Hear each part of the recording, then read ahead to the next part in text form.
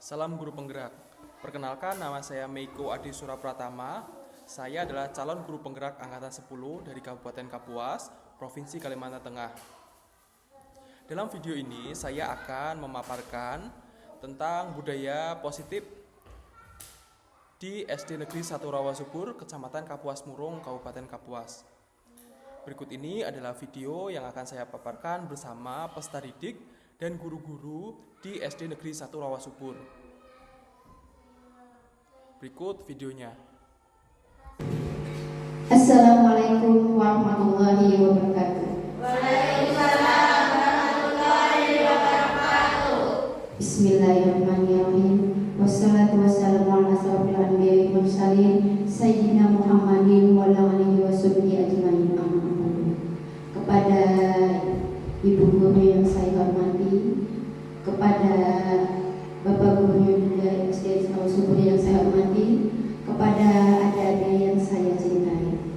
Pertama-tama marilah kita panjatkan puji dan syukur kehadirat Allah Subhanahu wa taala yang mana telah melimpahkan rahmat-Nya kepada kita semua sehingga pada siang hari ini kita dapat berkumpul di SDN 1 Rawasubur dalam rangka membangun budaya positif di sekolah dan keyakinan kelas di SDN 1 Rawasubur. Tak lupa pula selawat dan salam kita haturkan kepada junjungan kita Nabi Muhammad SAW. Untuk mempersingkat waktu, saya akan membacakan susunan acara sebagai berikut. Untuk acara yang pertama yaitu pembukaan. Marilah adik-adik dan ibu-ibu, acara kita mulai dengan bersama-sama membaca yaumul kita mulai dari ta'ala.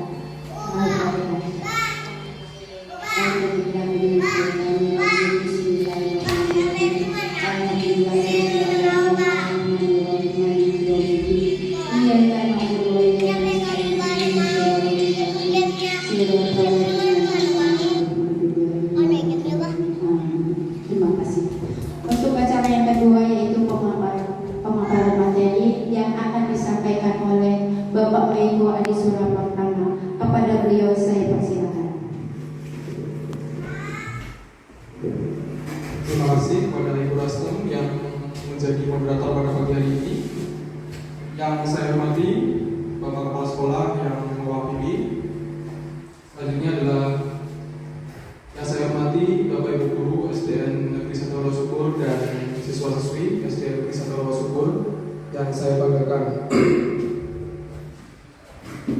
Pagi hari ini kita akan angkatan 10 Kabupaten Kapuas. Dari saya Meiko Adi Surapratama dari SD Negeri 1 Rawasubur.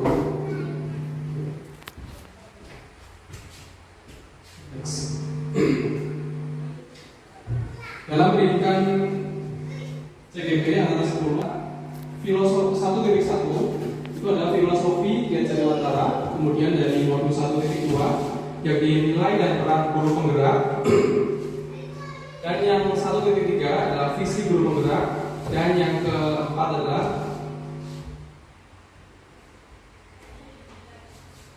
budaya positif. Nah, ini saling berkaitan. Oke, next. Nah, di dalam modul 1.1 filosofi Ki Hajar Dewantara, ada yang tahu filosofi Ki Hajar Dewantara? Ada yang tahu Ki Hajar Dewantara itu siapa? Ayo. Ayo. Bapak Pendidikan Indonesia. Nah, ada semboyannya yang kalian tahu nggak? Ing ngarso sung tulodo ing matya mangun karso tuturi handa yani. Nah, mungkin yang kelas ini udah tahu, kalau yang kelas 6 mungkin ya belum tahu ya. Nah, filosofi Ki Hajar Dewantara mengatakan bahwa pendidikan itu harus disesuaikan dengan kodrat alam dan kodrat zaman peserta didik. Pendidikan adalah sebuah proses untuk menuntun peserta didik untuk mencapai kebahagiaan. Pernahkah Bapak tuh memaksakan kamu untuk belajar, memaksakan kamu belajar biar kamu tuh, nah kamu harus belajar sampai bisa harus kayak gini. Kan Bapak kan biasanya menuntun kan, ya kan? Nah, tugas guru itu menuntun. Nggak bisa Pak Guru atau Bu Guru itu memaksakan di dalam kelas, ya kan? Ya, terus, nah untuk ini pendidikan tujuannya untuk mencapai kebahagiaan agar kamu nanti sukses di kemudian hari. Nah, benar nggak? Terus selanjutnya, nah, pendidikan karakter yang sesuai dengan profil pelajar Pancasila, yakni beriman, bertakwa kepada Tuhan Yang Maha Esa, berakhlak mulia, berkebinekaan global, gotong royong, mandiri, bernalar kritis dan kreatif. Dan pembelajaran harus berpusat pada peserta didik dan guru penggerak harus menggerakkan komunitas di sekolah. Nah, ini contohnya Bapak seperti ini menggerakkan komunitas di sekolah, dan fokus pembelajaran kita adalah peserta didik, yakni kalian, bukan ke fokusnya ke Bapak. Contoh, kalian pengen belajar apa, pengen apa, Bapak tuntun, ya kan? Bapak fasilitasi, ya kan?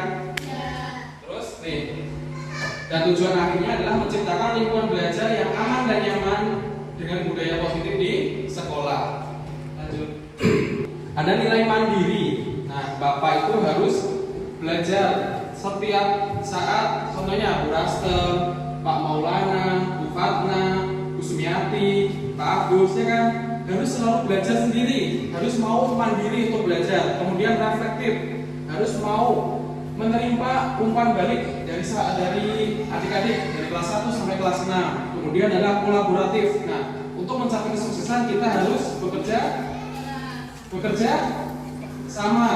Selanjutnya adalah inovatif. Nah, tujuannya dari reflektif ini nanti adalah inovatif. Nah, akan timbul pembelajaran yang inovatif. Dan selanjutnya adalah berpihak pada peserta didik. Nah, peran guru penggerak yang seperti Bapak ini, ya, dan peran guru yang lain, nah, itu adalah menjadi pemimpin pembelajaran. Bapak memimpin pembelajaran di kelas, dan pokoknya Bapak tuntun kalian. Selanjutnya menjadi coach bagi guru lain. Selanjutnya adalah mendorong kolaborasi, mewujudkan kepemimpinan murid, dan menggerakkan komunitas praktisi. Nah, dalam modul 1.2 itu adalah memiliki kaitan dengan budaya positif, dibuktikan dengan aksi nyata seperti ini, ya kan?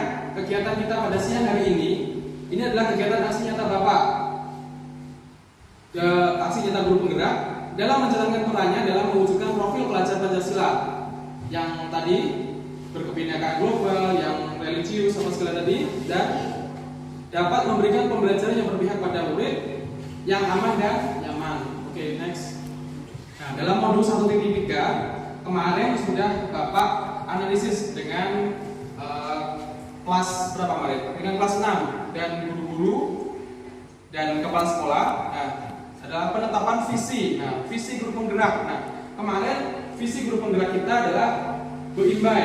Nah, BEIMBAI ini adalah sebuah akronim. Yang pertama adalah beriman, terus integritas, apalagi kemarin ya? Memimpin. Terus B-nya, nah pokoknya itu kemarin BEIMBAI. Nah, itu adalah visi kita. Jadi ingat-ingat, visi kita adalah selalu bersama-sama biar sukses bareng. Lanjut. Nah, di dalam budaya positif adalah sebuah kepercayaan yang dijalankan pada sebuah organisasi, dan organisasi kita di sekolah. Dalam budaya positif, peran guru sangatlah penting. Guru bisa menjadi seorang motivator, kemudian fasilitator, dan pemimpin dalam menanamkan budaya positif. Tugas guru membangun budaya positif di sekolah dalam pembelajaran, yakni mengajak peserta didik untuk membuat kesepakatan kelas. Kita buat kesepakatan kelas atau keyakinan kelas, kemudian memberikan motivasi dan membangkitkan motivasi, dan tujuannya adalah membangkitkan motivasi intrinsik.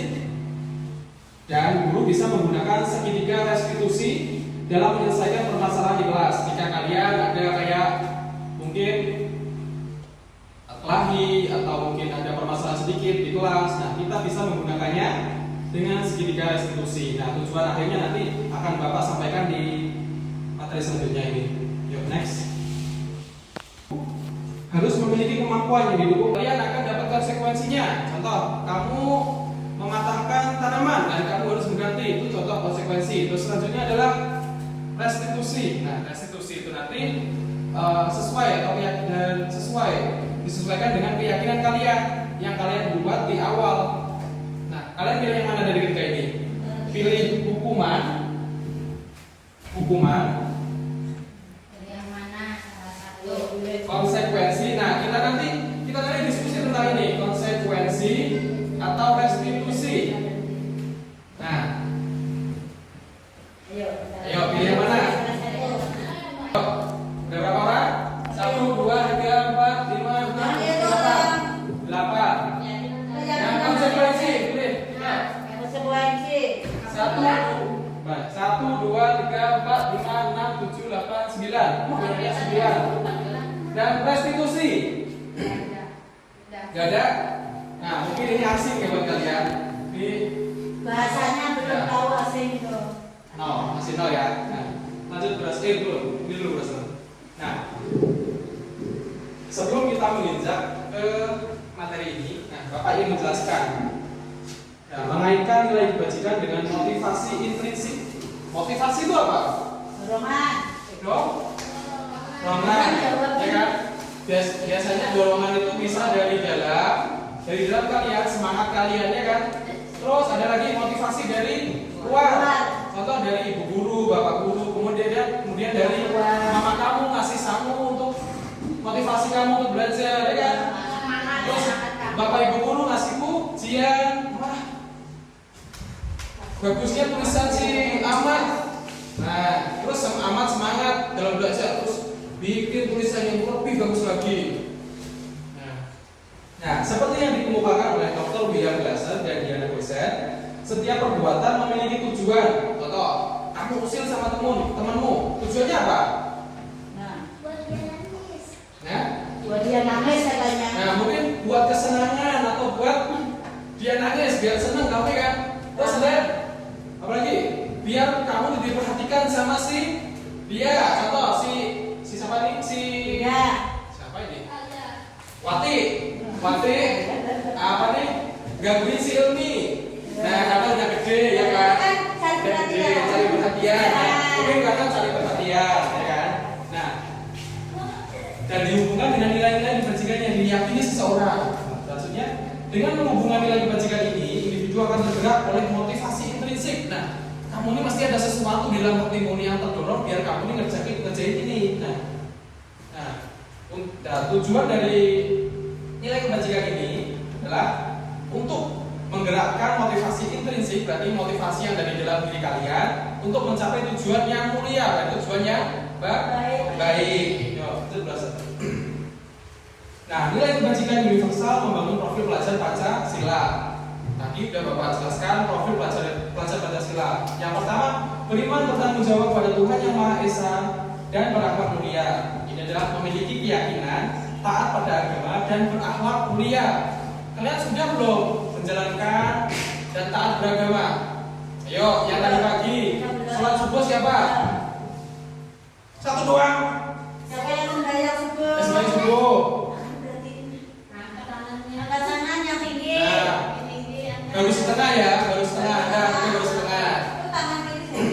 Terus tadi pagi ya siapa yang salingan dengan orang tua? Ayo katakan.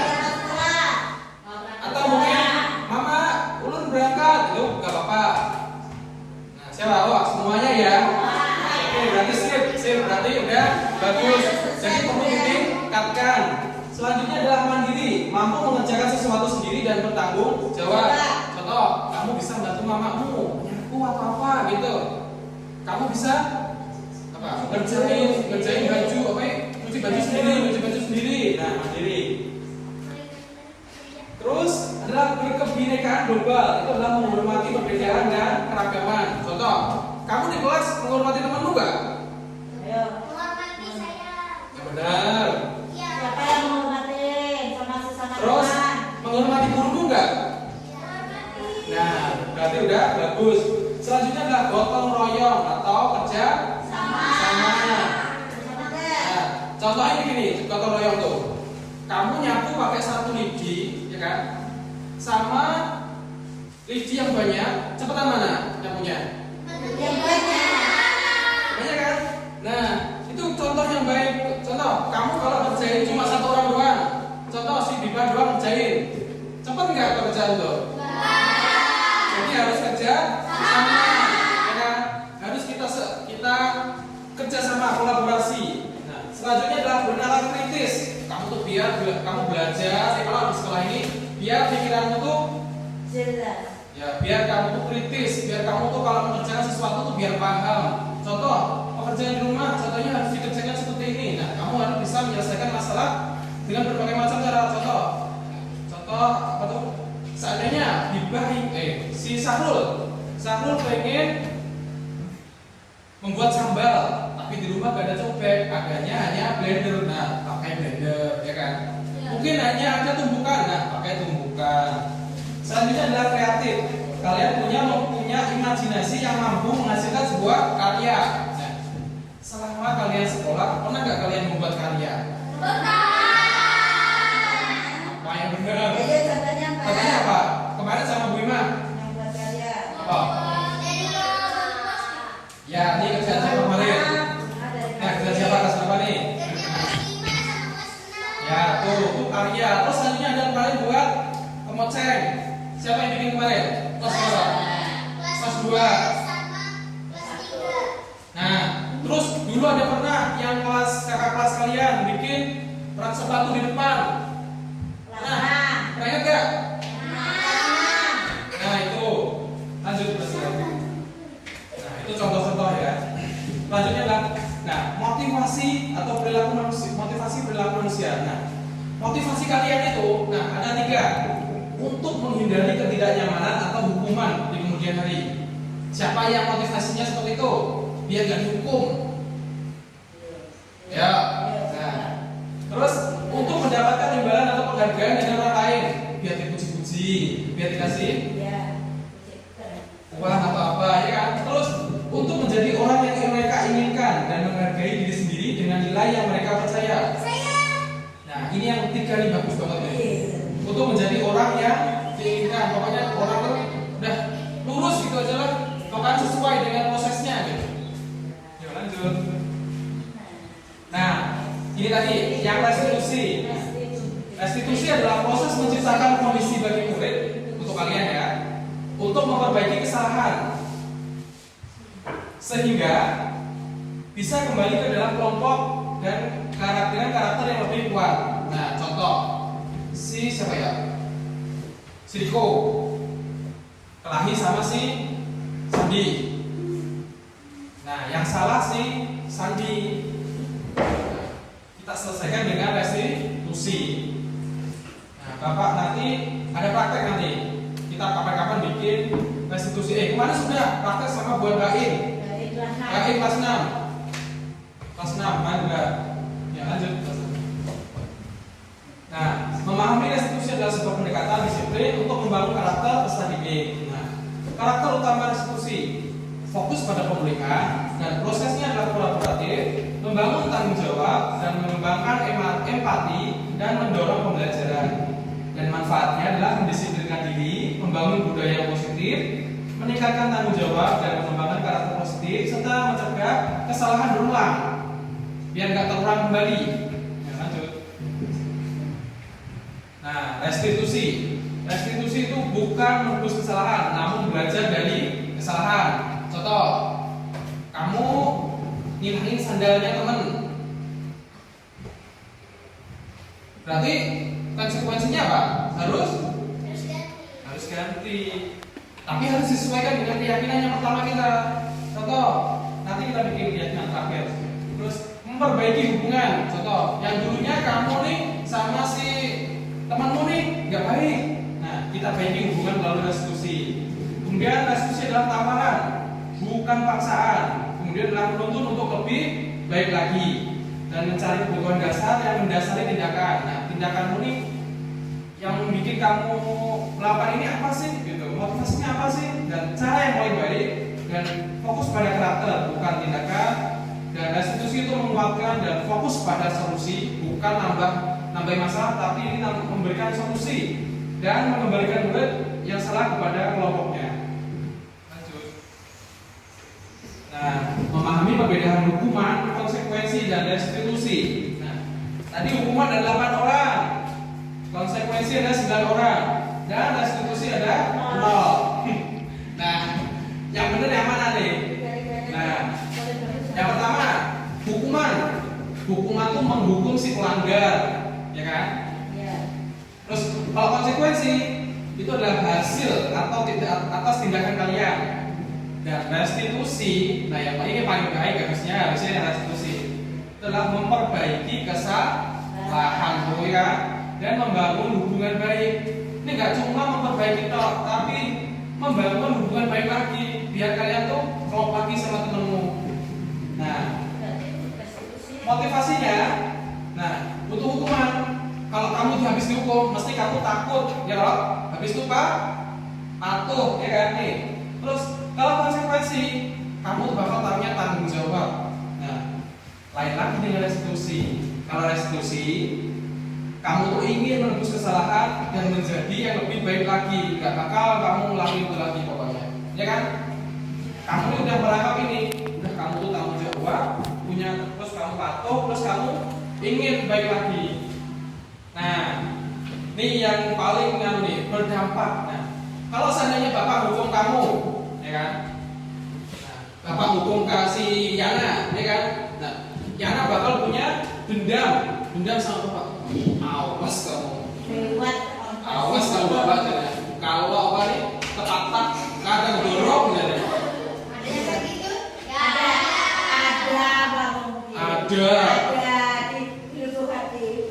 Ada nggak? Oh nggak ada. Selanjutnya, terus kalau yang konsekuensi dapat membantu murid belajar dari kesalahan, bolehlah kita untuk membantu murid untuk belajar dari kesalahan. Kemudian kalau yang restitusi, nah restitusi itu yang paling baik, yang paling bagus, paling top, ya kan? Itu dapat membangun karakter kamu, biar kamu tuh tanggung jawab, biar mandiri dan punya empati. Selanjutnya, kalau kamu pakai hukuman, peran gurunya itu adalah penentu hukuman. Guru yang menentukan hukumannya. Padahal kamu salahnya cuma matahin hukumnya. Nah, hukumannya apa? Usah 10 kali, loncat-loncat, puterin lapangan. Bagus nggak? Main fisik kalau? Nah, nggak bagus kan? Nah, kalau konsekuensi, dia sebagai guru itu sebagai fasilitator. Kamu kan matain bunga, ya kan? Harusnya kamu ganti gitu. Tapi 2. Bagus nggak? Nah, kalau restitusi, restitusi. Tapi, nah, pemandu dan mediator, yaitu sebagai penengah. Nah, terus yang contohnya, nah contoh hukuman itu contohnya adalah kamu disekor, kamu didenda, kamu suruh jongkok, suruh hukuman macam-macam. Terus kalau kamu konsekuensi, kamu kehilangan hak istimewamu dan tugas, kamu dapat tugas tambahan. Kemudian kalau restitusi, nah kalau restitusi itu lebih luas, lebih dinamis, ya kan? Kamu bisa minta maaflah, salahku tadi ini, jadi nanti ganti aja ya. Terus, nah itu dapat membantu si korban, dapat membantu yang kamu rugikan. Nah, lanjut saudara. Nah, ada yang namanya segitiga restitusi. Nah, yang pertama adalah menstabilkan identitas. Setiap orang pasti punya kesalahan. Contoh yang nanti ya. Sini. Contoh anggap aja Yana yang salah ya kan? Nah, Yana yang salah. Nah, ya aku maaf gitu. Contoh kamu yang salah. Berarti minta maaf. Nah, jadi bapak ngomongnya gini, nggak apa-apa kok ya kamu salah. Setiap orang tuh pasti punya salah. Bapak aja punya salah, ya kan? Ya, contoh. Pak, maaf saya nggak punya gitu. Coba contohnya. Bapak saya nggak sedih nanti. Yang manja siapa yang manja? Siapa yang berani ini? Iya. Contoh, Bika ini melakukan kesalahan nggak mengerjakan PR. Sini. Nah, ya contohnya. Caranya gimana ya? Pak, maaf Pak, saya nggak ngerjain PR Pak. Kan apa tuh semua orang punya salah. Ayo. Nah, selanjutnya adalah memvalidasi tindakan yang salah. Nah, terus Bapak nanyain, kamu tentu punya alasan ngapain kamu melakukan hal itu. Nah, kenapa Mbak? Saya tadi ketiduran. Oh, ketiduran, dimana ketiduran? Selanjutnya adalah menanyakan keyakinan. Nah, keyakinan itu, nah, kamu ini jadi anak yang seperti apa Mbak? Anak pintar, Pak. Nah, anak pintar, tapi kamu kok nggak ngerjain soal, tugasnya nggak dikerjain. Jadi harusnya Ngerjain PR tadi. oh, sip. Nah, ini contoh yang bagus. Nah,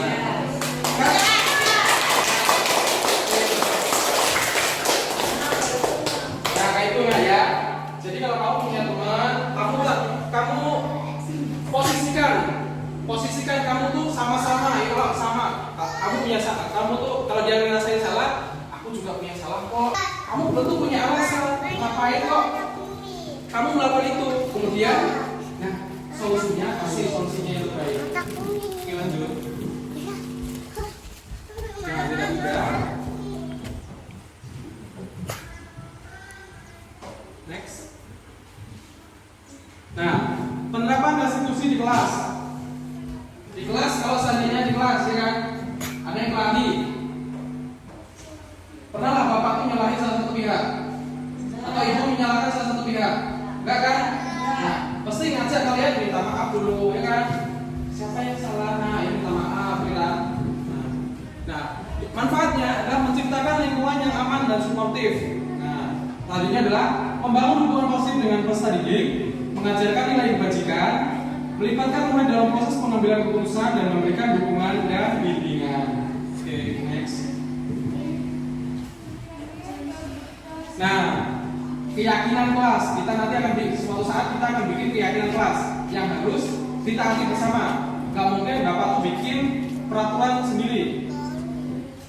Keyakinan kelas dan peraturan kelas itu sama-sama pentingnya. Yang kita tahu peraturan adalah dibuat oleh guru. Tujuannya untuk membentuk dan mendisiplinkan peserta didik dan disesuaikan dengan karakter yang diinginkan. Nah, setelah mempelajari modul ini, Bapak tuh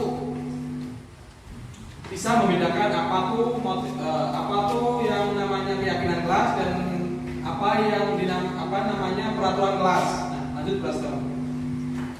Nah, kalau peraturan kelas yang bikin tadi siapa? Gurunya, ya kan? Ya, dan murid. Nah, ini contohnya, pembuatannya itu sepihak oleh guru. Kalau keyakinan kelas itu kolaboratif antara guru dan murid. Nah, fokusnya kalau untuk peraturan kelas itu untuk memperbaiki perilaku kalian biar kalian lebih disiplin, ya. Nah, ada yang lebih baik lagi yang namanya keyakinan kelas. Itu untuk membentuk atau menanamkan nilai-nilai kebajikan. Ya, Bapak mau tanya, nilai-nilai kebajikan, nilai yang baik. Nah, yang pertama, Bapak contohin. Saling hormat. Yo, kamu Yana. Nilai kebajikan. Nilai yang baik. Jujur. Ya, ayo Yana. Jujur. Oke, selanjutnya siapa lagi?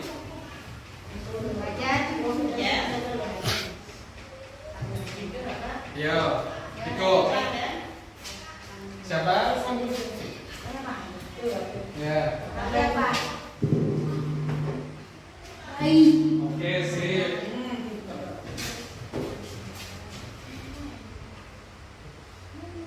Hormat. Nah, udah itu aja. Nah, bagus-bagus ya. Padahal udah baru kelas 3, tapi jawabannya bagus-bagus. Nah, terus untuk peraturan kelas itu motivasinya karena dia tuh takut biar dia tuh nggak dihukum, ya. Kalau biar dia tuh patuh. Kalau keyakinan kelas motivasinya keinginan untuk berbuat baik. Dampaknya untuk peraturan kelas itu jangka pendek, cuma di kelas doang. Kamu tuh belajar, contoh tuh peraturannya belajar dengan giat, tapi nanti pas gak ada gurunya, lari ke sana, lari ke sini. Kelas siapa tuh?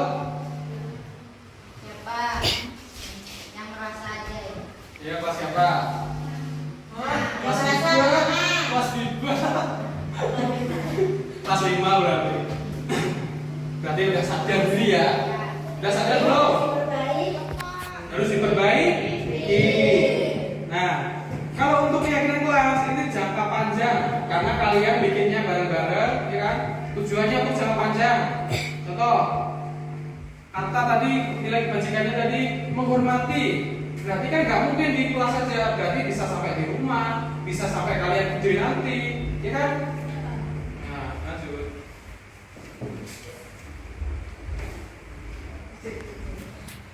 Lanjut Bro. Nah, pengalaman menerapkan konsep budaya positif dan rasanya muncul. Nah, Bapak dulu pernah, tapi lain di kelas kalian. Pernah nggak ya? Pernah Bapak ngajar di kelas kamu? Pernah. Nah, kamu pernah ngerjain soal nggak? Nggak ngerjain soal. Ya, pernah. Terus Bapak ngasih tugas double nggak? Rasanya pernah dulu. Kalian kan sebuah banyak ya. Nah, nih perasaan Bapak nih. Bapak dulu pernah mengalami situasi di mana Bapak tuh memberikan tugas double karena dia siswa Bapak tuh nggak ngerjain PR, ya kan? Bapak ini kesel banget karena dia tuh nggak ngerjain PR. Bapak tambahin lagi double malah 2 beranak. Kan biasanya kamu suka yang bonus-bonus gitu. Nah, Bapak tuh pengen kamu tuh menyelesaikan tanggung jawab kamu dan belajar dari kesalahan. Nah, tapi ada tapinya. Namun ya kan, Bapak ini pikir-pikir lagi. Bapak ini sesuai nggak ya? Pas nggak ya? Gitu. Itu namanya hukuman atau apa tadi tuh? Kalau Bapak kayak gitu, atau konsekuensi gitu? Konsekuensi ya? Bisa hukuman, bisa konsekuensi, ya kan? Nah, lanjut Bos. Nah, setelah Bapak ngasih tugasnya itu, Bapak tuh merasa menyesal sampai di rumah, ya kan? Aduh, kenapa tadi kasih 2? Jangannya 1 biar dikerjain cepet ya. Tambah 2 mana mungkin dikerjain? Gitu teman. Pikiran kayak gitu. Belum berasa. Nah, dan Bapak tuh rasanya bersalah banget. Duh. Salah nih. Nah, terus Bapak ingin mencari solusi. Harusnya seperti ini, harusnya dikerjain bareng-bareng ya tugas tadi harusnya. Gak usah harusnya, tapi sudah terlanjur. Jadi menyesal ya di kemudian hari. Tapi Bapak pernah nggak praktek di kelas kamu? Nah, seperti itu lagi. Ngasih tuh, kamu nggak ngerjain tugas, terus mau kasih double, pernah nggak? Nggak pernah lagi. Ya. Lanjut. Nanti berarti udah ada perbaikan, Bapak yang perbaikan. Tapi kamu yuk jangan seenaknya. Nah, refleksi. Berarti ini Bapak ini udah apa ya? Merefleksikan. Nah, setelah menerapkan hukuman, konsekuensi dan restitusi, nah dari permasalahan tersebut, Bapak harus berkomunikasi terlebih dahulu dengan kalian, ya kan? Gak mungkin Bapak tuh kasih hukuman atau mengambil keputusan sendiri. Harus Bapak komunikasikan dengan kalian. Selanjutnya adalah Bapak harus pendekatan yang kolaboratif, harus kerjasama dengan kalian, ya kan? Selanjutnya Bapak harus memberikan motivasi biar kamu tuh semangat belajarnya. Nah, Bapak harus memberikan solusi yang terbaik. Lanjut. Nah, ini tadi kebutuhan dasar. Nah, kayaknya lepas semua nih. Ya berdiri semua, berdiri semua. Speaking apa? Ya speaking dulu. Nah, ada yang ingat nomor HP kalian? Ya, nomor HP Bapak aja. Nah, contoh Bapak 081 nih. 081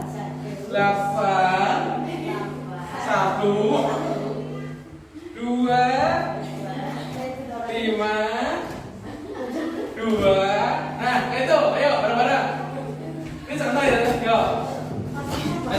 Ayo, biar gak ngantuk. Bapak, lihat nih, Bapak keringetan, kamu ngantuk. Gimana sih? Ayo, ayo. Ini nomor HP Bapak, gini kan? 0, 8, 1, 2, 5, 2.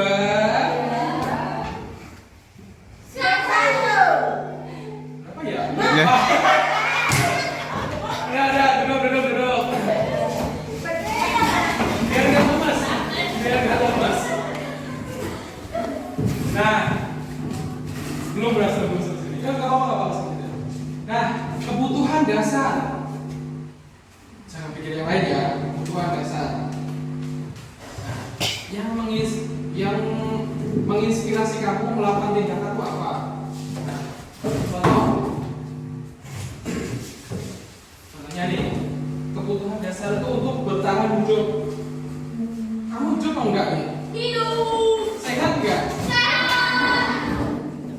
Makan, berarti tadi pagi makan, minum kan? Bisa tidur enggak? Bisa, berarti kamu sudah terpenuhi kebutuhan untuk bertahan hidup. Selanjutnya adalah kebutuhan akan cinta dan rasa kasih sayang. Ada cinta nggak, Bang? Punya cinta nggak? Kamu disayangi nggak sama orang tuamu? Atau malah kamu sama orang tuamu? Kamu sini kamu?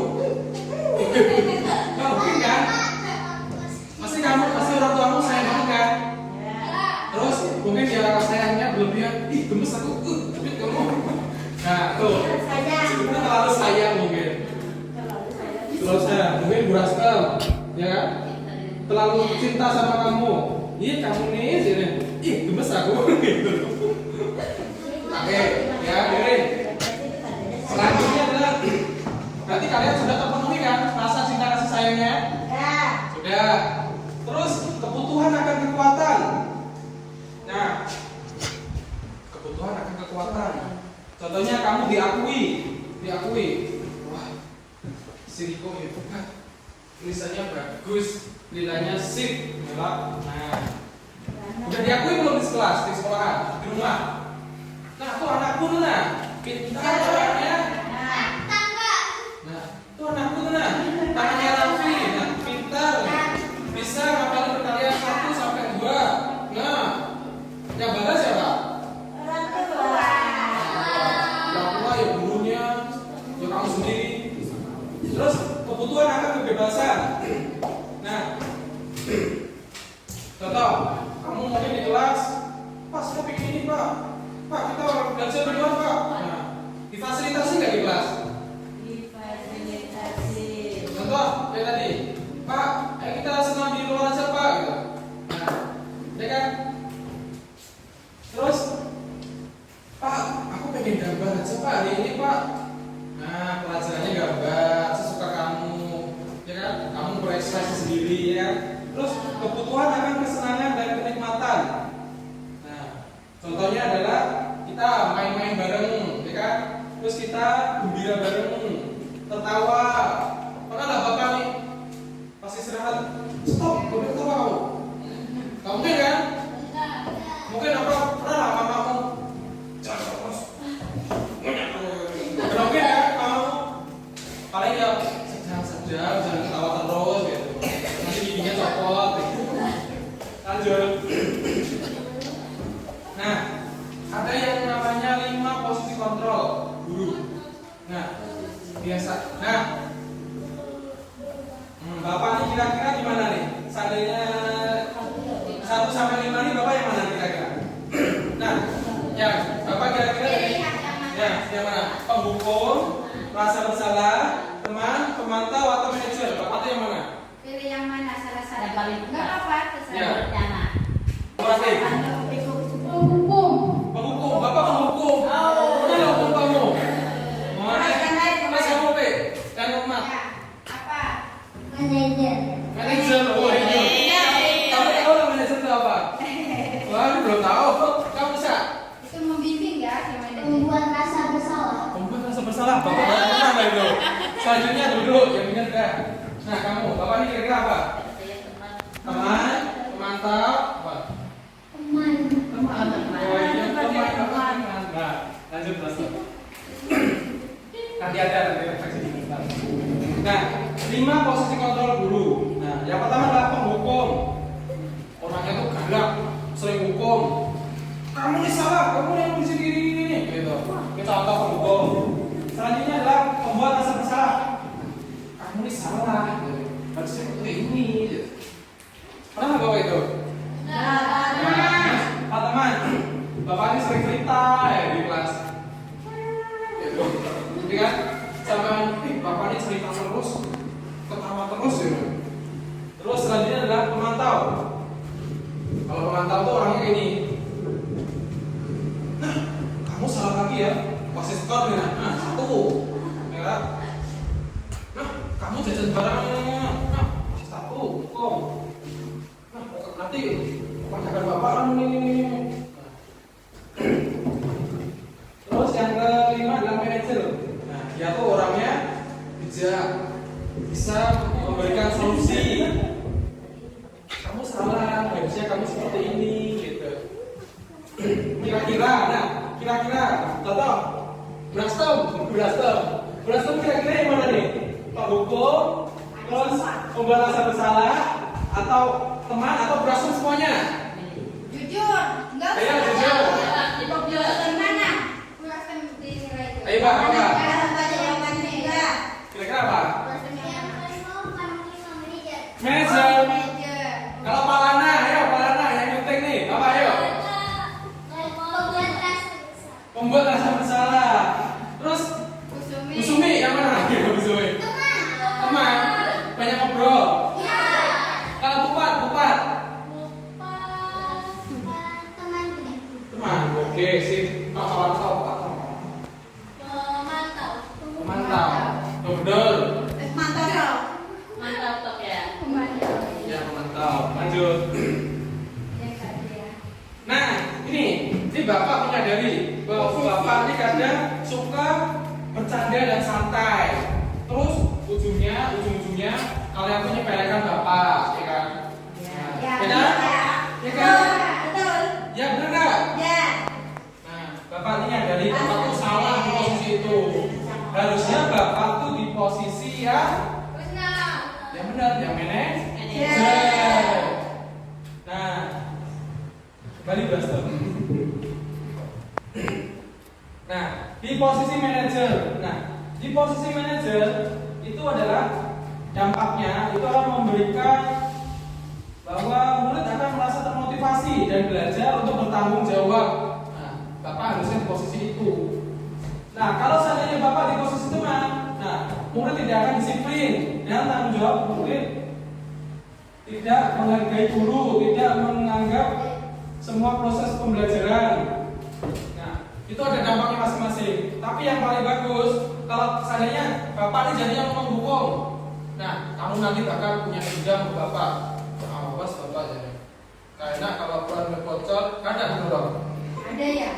Terus kalau seandainya Bapak membuat rasa bersalah, nah, merasa murid itu nggak berharga, ya kalau padahal aku tadi bener loh, kenapa Bapak nyalain aku gitu? Kan kamu nggak dianggap Bapak. Selanjutnya adalah pada yang memantau. Nah, kamu tidak akan merasa percaya diri. Nah, kalau seandainya Bapak di posisi manajer, nah, kamu nih posisinya imbang sama Bapak. Kita sebagai manusia tuh punya masalah, ya kalau punya pernah berbuat salah, kamu pernah berbuat salah, ya kan? Nah, itu yang paling itu yang paling posisi manajer. Seharusnya dulu di posisi yang ini. Lanjut. Ya, lanjut sekarang.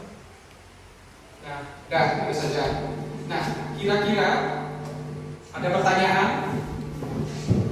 dari Bapak, Ibu mungkin atau peserta didik?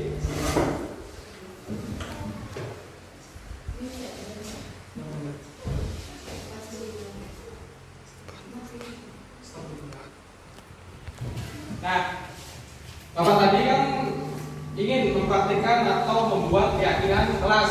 Nah, kalian mau mempraktekin nggak? Bikin bukan peraturan kelas, tapi keyakinan kelas.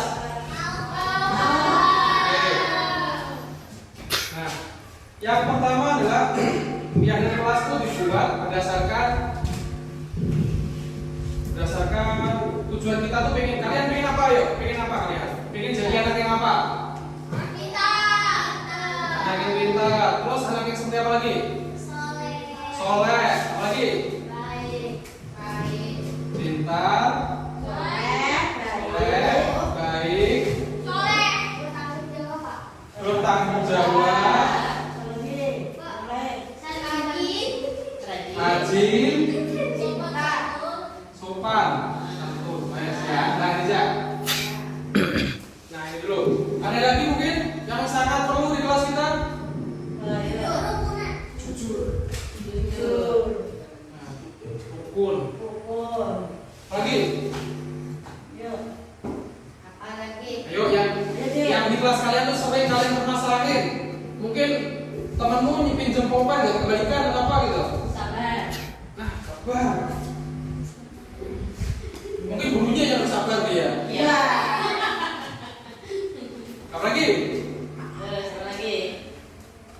Atau Yang laki-laki sini mana suara? Iya. Ayo apa? Mandiri atau apa itu? Mandiri.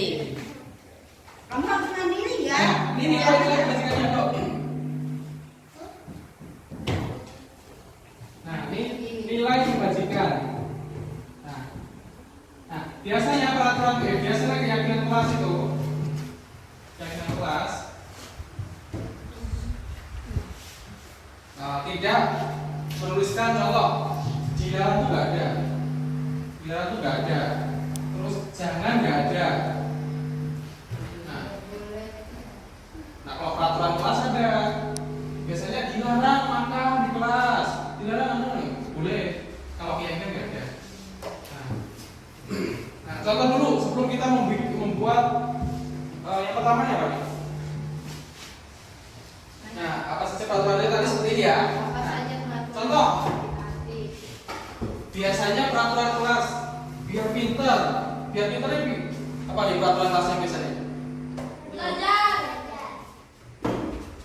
Belajar yang rajin. Terus yang kedua, soleh. Ini soleh. Soleh.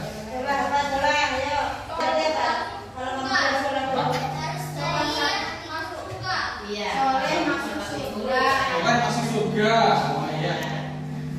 Soleh masuk surga. Pendapatnya Ya, ketiga, baik.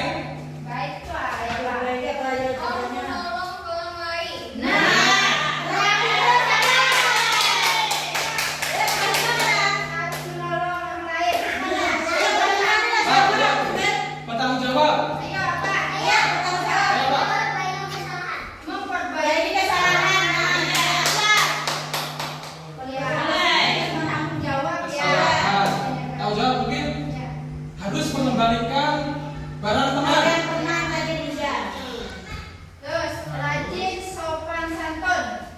Apa? Sopan kepada guru. Terus yang lain.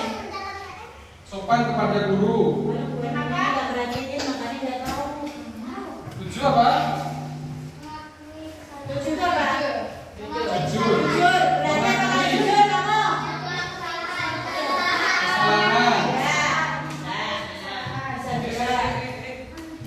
Terus apa lagi? Rukun.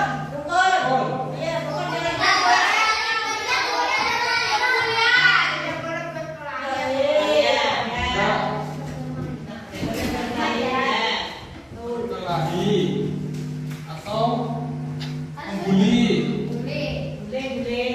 Terus Sabar. Gimana? udah skip ya. Nah itu nanti ya. Mungkin 9 tuh apa tuh? 5S. Ayo. Itu udah lengkap. Sopan, salam gitu. Santun, salam. Ayo lagi. 5S. Terus yang ke-10 Ayo. mandiri. Kalau mandiri Pak. Ayo. Ayo. Harus percaya diri. Saya diri. Mempunyai keyakinan kamu sendiri. Kalau Nah, misalnya oke. dari juga. Nah, udah.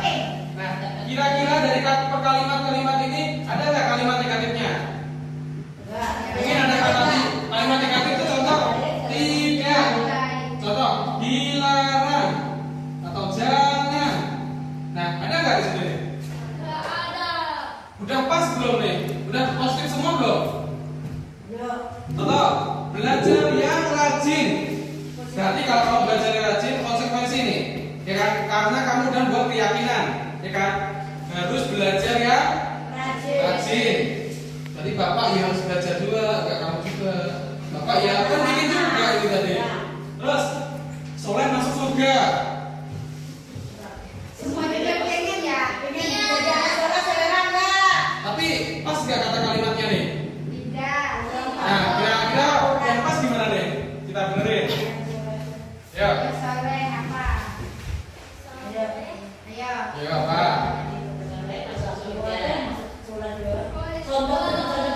Berarti sama orang tua.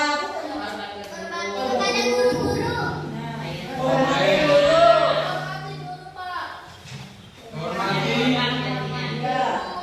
Berbakti atau hormati sesama. Sesama. Masa gurunya dua? Kamu gak dihormati? Sama ya teman orang tua. Sama. Sama orang lain. Ya. Terus sama. Terus harus menolong. Harusnya dicoret. Menolong orang lain. Terus memperbaiki kesalahan. Udah bagus. Terus harus mengembalikan barang teman. Harusnya dicoret ya, terus ya. Mengembalikan barang teman atau mengembalikan barang pada tempatnya juga. Terus sopan kepada guru. Sesama aja, sesama. Ya, oke tadi ya, coret aja. Ya, sesama aja. Ya, terus mengakui kesalahan. Kalau kamu salah atau bapak salah, harus ngaku ya. Aduh pak, saya nggak ngerjain PR. Ya bapak, kerjain ngesek kan, ngembah lah. Enggak sesuai lagi. Nah, mengakui kesalahan. Terus tidak boleh berkelahi. Bener nggak? Tidaknya harusnya dihilangin. Oh, Boleh berkelahi berarti. ya saling rukun. Saling rukun. Terus kemudian 5S. S. Saya kan kelas 4 sama 6. sopan, salam, santun itu lain tulisan doang, harus dipraktekkan. Gak mungkin kalau kamu di depan gurunya Bu Sumi duduk, Bukan duduk. Nanti kamu udah cerita ini, itu lanjut pak. Nah, bagus nggak? Harusnya gimana? Misi Bu. Ya kan? Gak mungkin kalau bapak atau ibu tuh marah. Nah, gak mungkin kalau tanpa sebab, tanpa pilihan. Maksudnya kamu salah, ada yang salah. Nah, kamu mungkin jalan apa tuh sesuka enak aja, harusnya sopan, misi Bu. Atau mungkin ketemu di jalan, halo ibu, atau siang Bu, atau ibu, atau apa kan? Kamu udah anu.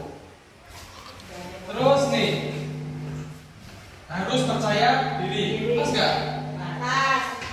Percaya diri. Nah, ya, nah, kira-kira kalian setuju nggak dengan keyakinan kelasmu nih? Mau bikin di kelas nggak ditempel?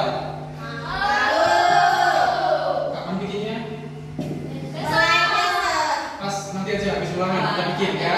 Terus kita praktekin di awal semester baru ya. Jadi 1 sampai kelas berapa nih? Kelas 6. Berarti setuju ya? Oke, sip. Nanti kalau ada perubahan lagi, bisa nggak nih? Bisa nggak? Bisa diubah lagi. Pak, harusnya yang saling rukun nih, hapus ya Pak. Kami udah rukun. Bisa dihapus, ya kan? Pak, kami udah pinter Pak, belajar yang rajin, hapus. Oke, hapus. Kan kamu yang bikin keyakinan, ya kan? Kan kamu sama Bapak. Ya, oke. Nah, sampai sini ada pertanyaan? Oke. Ya, saya kembalikan kepada Bu Rastem.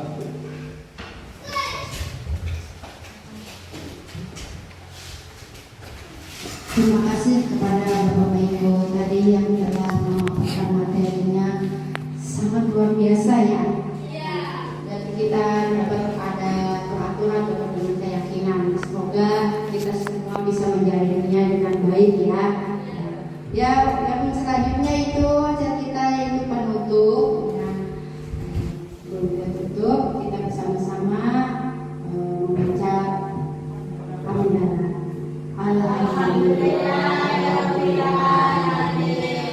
Saya akhiri. Wabillahi taufiq wal hidayah. Assalamualaikum warahmatullahi wabarakatuh.